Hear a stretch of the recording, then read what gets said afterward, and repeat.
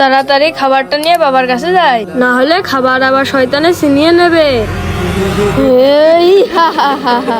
আরে খাবার আমি খাবো। হাউ ই হা হা।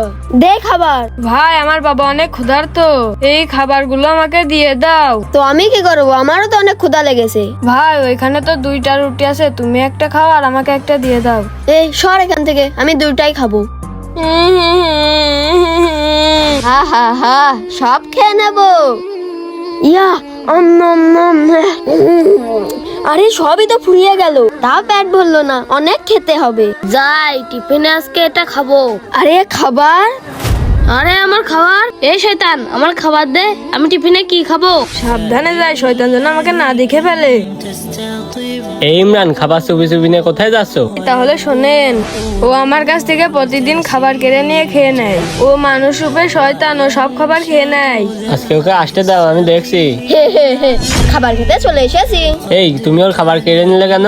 আমি এলাকার ডন। ওইটা ওর বাবার খাবার, দুইটা না খেয়ে একটা খাও। না আমি সবগুলাই খাবো। ঠিক আছে, খাওয়ার আগে বিসমিল্লাহ বলে খাবা। ঠিক আছে বিসমিল্লাহ বলেই খাবো। বিসমিল্লাহ। আরে আমার একটা রুটি খেয়ে পেট ভরে গেল কেন? তুমি প্রতিদিন খাবার খাও কিন্তু বিসমিল্লাহ বলো না, এই জন্য সব খাবার শয়তানে খেয়ে নেয়। এই নাও তোমার বাবার খাবার নিয়ে যাও। বন্ধুরা তোমরা কি বলে খাবার খাওয়া শুরু করো?